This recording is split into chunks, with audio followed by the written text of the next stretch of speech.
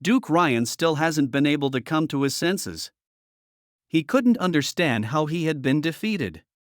As nightfall arrived, the Duke chose a spot near the riverbank to set up camp. The scattered knights and mercenaries eventually gathered around the torches, but a large portion of the group remained missing. Carter and Axe lead a group of musketeers closely following Duke Ryan and his defeated army. The witches had played a vital role in this triumph, and as Roland reminisced about his witch army, he couldn't help but feel elated to the point where his mouth started to water. Anna suddenly appeared behind Roland on the ship deck, and he was caught off guard. Roland began to panic, frantically waving his hands around, and insisting that he wasn't doing anything. Anna smiled and handed over her handkerchief. As it so happened, Roland found himself spending the night in the company of witches. As darkness descended, Nightingale nestled to his right, while Anna slumbered peacefully on his left. Despite the cozy company, Roland found it challenging to drift off to sleep. It appears that Roland wasn't the only one struggling to catch some shut-eye that night. In a moment of kindness, he taught Anna a simple trick for falling asleep, counting sheep. Nightingale, on the other hand, watched on as Roland shared his knowledge and then pretended to sleep. However, the morning brought with it some unexpected consequences. Anna, Nightingale, and Roland all awoke with dark circles under their eyes, evidence of a restless night spent counting sheep. It seemed that the trick hadn't worked quite as well as Roland had hoped. Inside the largest tent at the campsite, the 5 noble families had gathered together, their faces etched with worry and fear.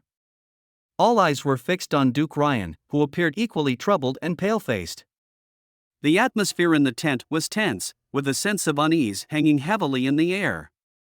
Duke Ryan turned to Ron, who had been at the forefront of the battlefield, and demanded answers. "What the hell happened out there?" he asked, his voice tense and urgent. The other nobles in the tent looked on, their eyes fixed on Ron, waiting for an explanation. It was clear that everyone was shaken by the events that had transpired on the battlefield. Ron remained seated, his face buried in his hands as he spoke. "All I heard was a deafening, continuous rumbling sound," he said, his voice heavy with distress. "And then they fell, one after another, especially after that final blast." Ron shook his head as if struggling to find the words to describe what he had witnessed. "The knight leading the charge seemed to hit an invisible wall," he continued, his voice trembling. "I watched in horror as his body convulsed before his head and limbs were violently torn apart into 5 pieces." As Count Moose raised the possibility of witchcraft, Duke Ryan was quick to dismiss the idea. He pointed out that all of the knights had been equipped with god punishment stones, which were known to render witches powerless. Duke Ryan shared his plan with the other nobles. He proposed that they regroup their troops and return to the Changgu stronghold. From there, they would cut off all supplies going into the border town, effectively starving the town into surrendering. As the nobles discussed their plan, they were interrupted by an unfamiliar melody that filled the air. The sound was coming from a location not far from their tent. Before they could react, a deafening explosion shook the ground beneath their feet, causing the tent to shudder and flap wildly.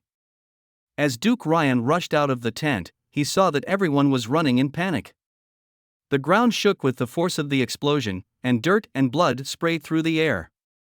Looking towards the west, he saw a line of militiamen in uniform armor, standing silently outside the camp. "Duke, quickly, we need to leave." One of his guards brought him a horse and yelled urgently. It was then that Duke Ryan snapped out of his daze. He mounted the horse and rode eastward with his guard, but they had barely left the campsite when they came face to face with another identical army. The soldiers wore identical armor and held strange short sticks in their hands. They stood in perfect formation, with identical expressions on their faces. Then, Duke Ryan heard a rhythmic melody coming from the opposite direction. The army of princes' men led by Axe marched towards them with a uniform step. The army came to a sudden stop, as if choreographed with perfect precision, standing before Ryan like an impenetrable barrier. Then, to his horror, he saw them raise their weapons, short wooden sticks that looked innocent enough until he heard the deafening series of thuds that followed. As the Duke fearlessly approached the wall of soldiers, the pounding sounds reverberated through his body like a thunderous drumbeat. He staggered back, feeling the impact of each blow on his chest and stomach.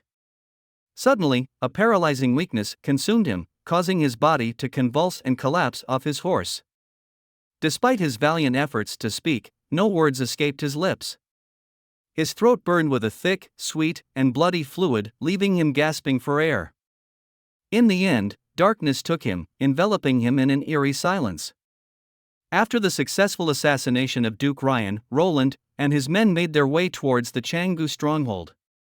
To their surprise, they encountered little resistance and were able to easily take control of the fortress.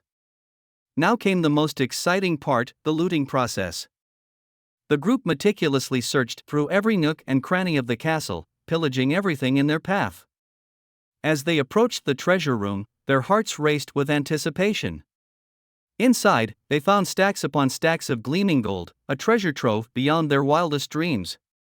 Shortly after, Carter informed Roland that Petrov is requesting to meet him. As Petrov made his way to the castle district in the east, he realized that half an hour had already elapsed. It was then that he came across a group of unfamiliar militia standing in front of the Lord's castle. These soldiers were unlike any he had ever seen before. They were not adorned in polished armor or embellished with cloaks and ribbons. Instead, they held peculiar-looking short sticks with pointed spears affixed to the top. Despite their unorthodox weaponry, their disciplined formation in two neat rows exuded an air of menace and intimidation. Petrov already had planned for the worst. As Petrov entered the hall, he saw the fourth prince seated at the head of the table, scribbling something down. When the prince looked up and saw Petrov, he paused for a moment before breaking into a smile. Roland motioned for Petrov to take a seat, and Petrov breathed a sigh of relief knowing that his father was unharmed, having been one of the first to surrender. Grateful for Roland's mercy, Petrov offered to pay any amount of ransom to secure his father's release. However, Roland shook his head, indicating that he had no interest in gold. "I want livestock and people," he said. Petrov was taken aback by the request. "It's simple," Roland explained, handing Petrov a scroll. "I want masons, carpenters, farmers, and serfs. You can use the values on the scroll to calculate, but the total must be at least 3,000.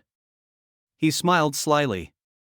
"Oh, and by the way, since your father is the highest-ranking captive we have, his value is also the highest."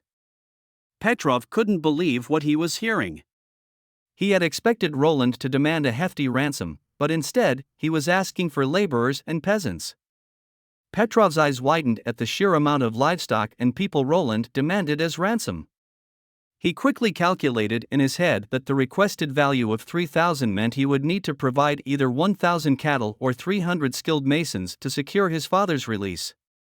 Petrov, a shrewd noble who was no stranger to the world of trade, was presented with an intriguing problem.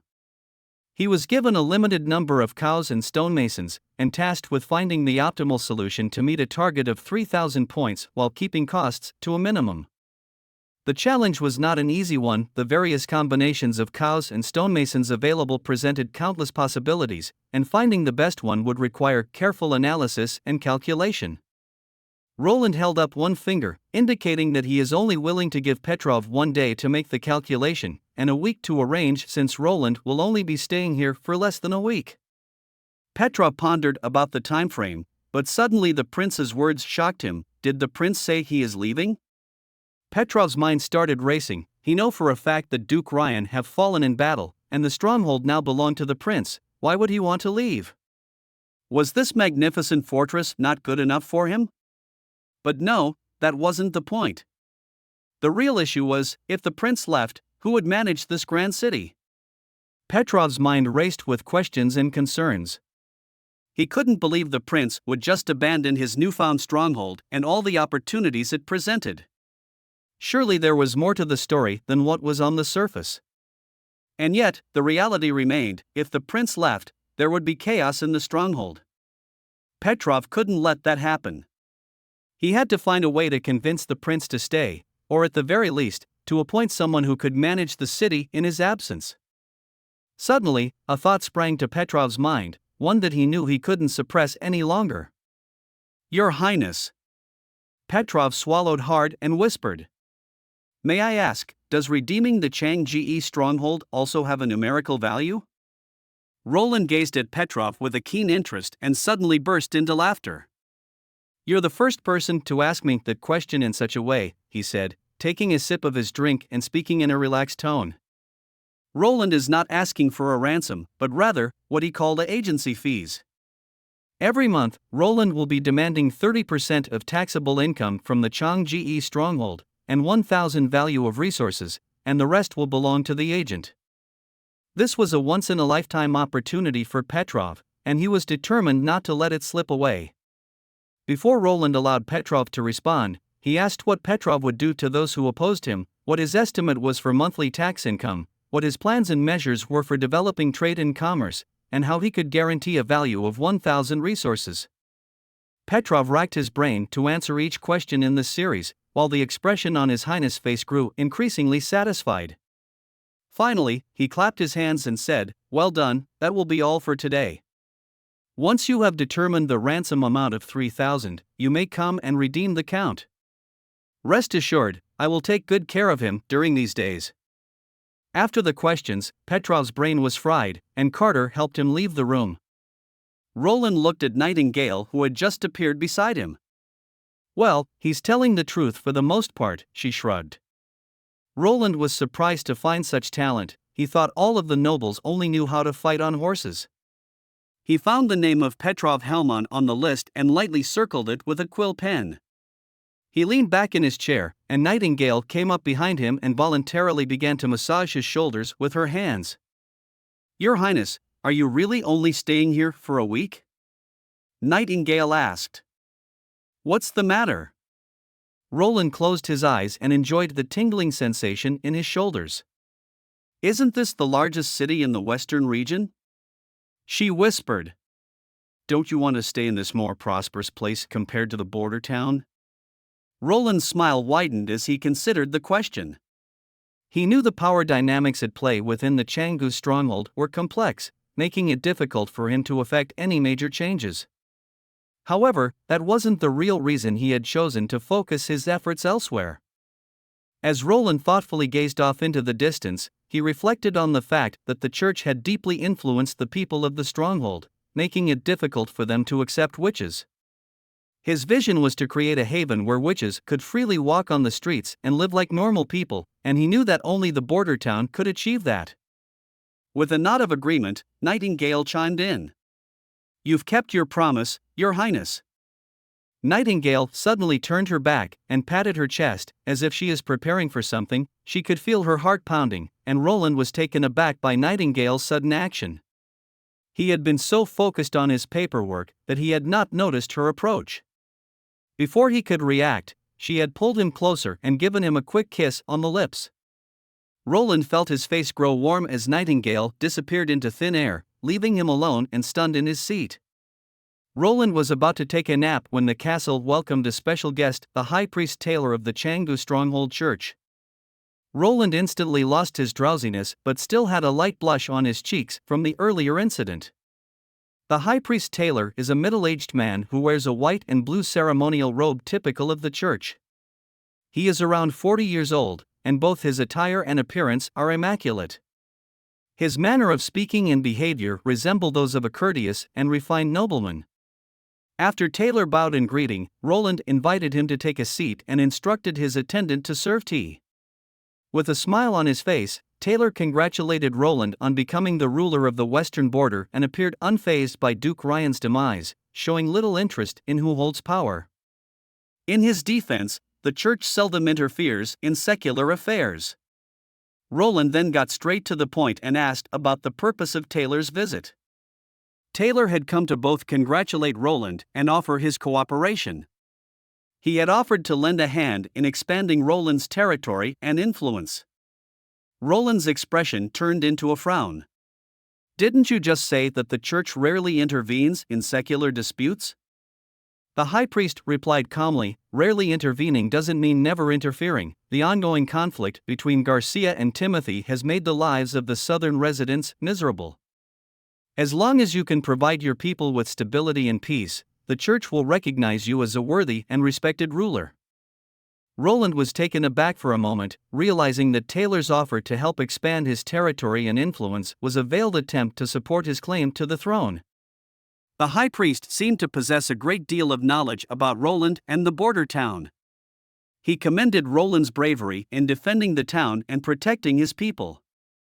Roland didn't believe the high priest's reasons for offering his help, but at least his words confirmed that the church was keeping a watchful eye on this remote corner of the world, even during the long, isolated winter months when the border town was cut off from the outside world by heavy snow. The high priest took out a box with 2 pills from his pocket, one red and one black. He went on to explain that these were crafted by the church's alchemy workshop. The red pill could temporarily enhance the strength of Roland's subordinates, while the black pill could increase their endurance to pain, cold, and heat several times over. Before the priest left, he said that this was just the tip of the iceberg. The pills are just the beginning, and the church can offer much more help. Nightingale wasn't able to use her ability to spot whether the priest was lying since the priest was wearing a god punishment stone, but when Nightingale took a closer look at the 2 pills are sort of like a god punishment stone. The cavity wasn't circular, but rather like a series of black threads flowing through it, but it doesn't resemble the effect of a god punishment stone. Roland carefully wrapped the pills in a piece of paper and tucked them into his pocket. Roland had a strong hunch that the church had ulterior motives. On the surface, it appeared that they sought to expand their reach by garnering more followers and creating a stable country. However, something felt off. Instead of throwing their weight behind Timothy or Garcia, who was actively striving to unify the country, the church chose to support Roland, particularly after Garcia's decisive victory. The church's motives seemed self-serving, and while accepting their support may appear tempting, it could potentially worsen the already tumultuous conflict between the 2 kings of Grey Castle. The aftermath of such a scenario would be catastrophic: a rapid decline in population, the loss of wealth, and the flames of war engulfing the entire nation. The dream of unification would be delayed, perhaps indefinitely. It begs the question, what could the church possibly gain from such a destructive outcome? Rather than expanding their influence, they would likely face the destruction of their precious churches and a decline in their followers. It seemed a short-sighted and reckless decision.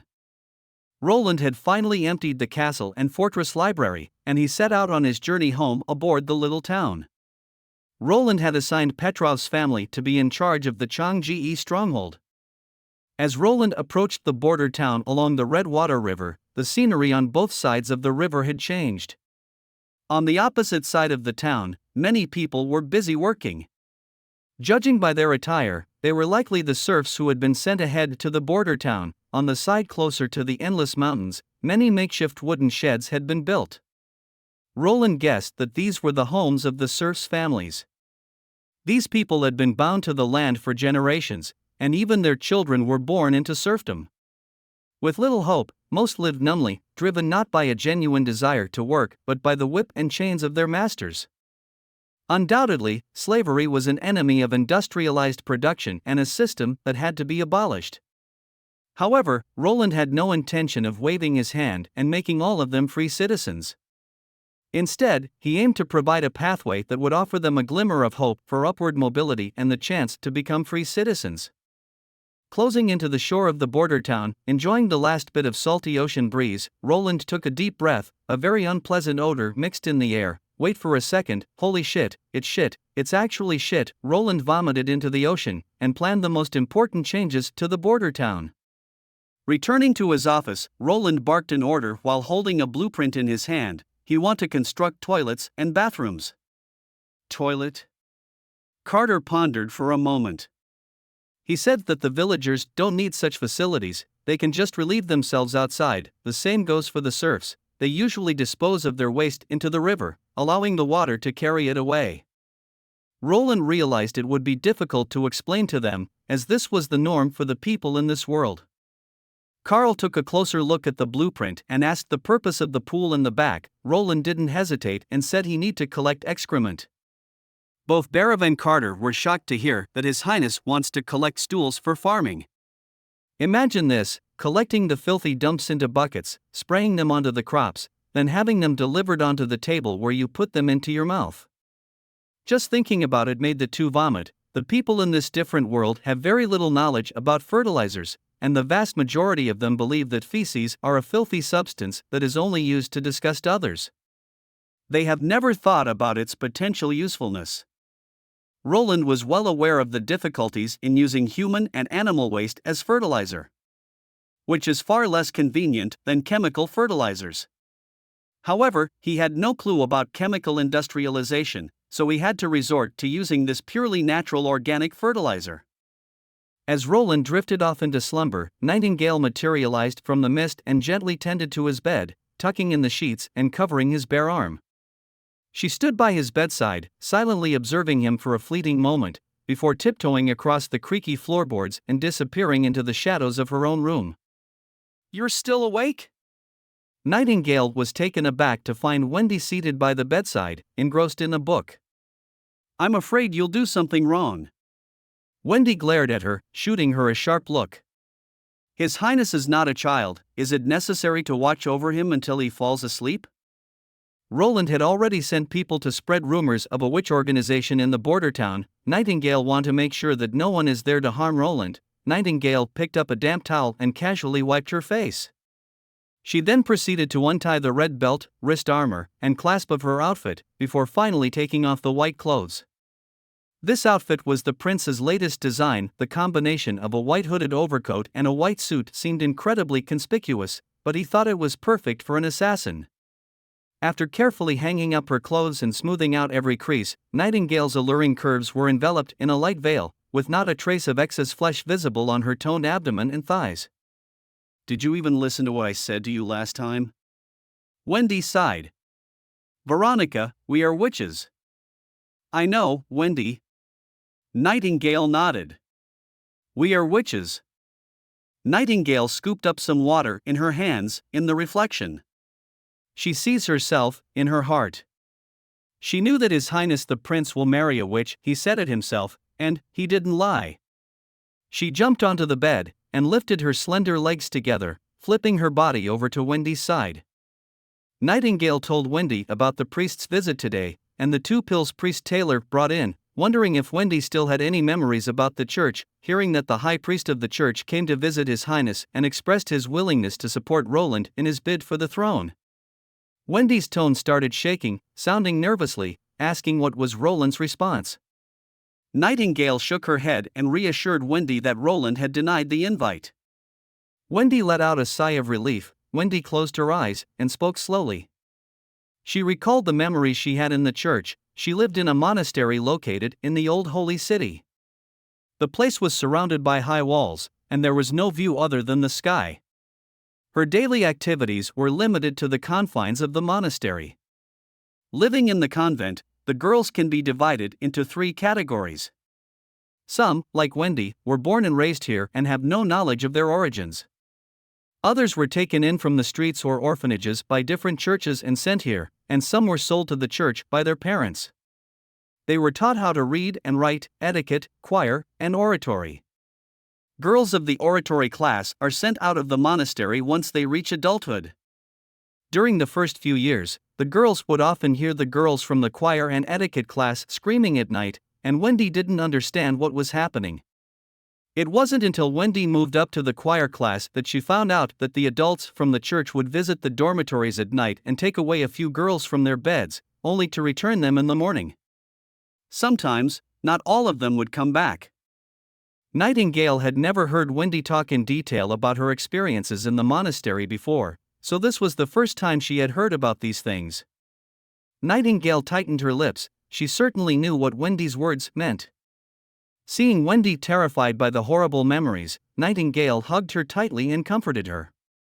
Wendy then continued her story. This kind of thing happened once or twice every month, and when it was more frequent, it happened almost every other day.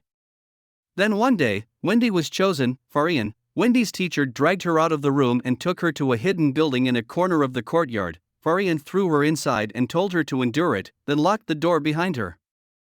The room was brightly lit, and on the wall was another girl from her class that was being tortured by 5 men.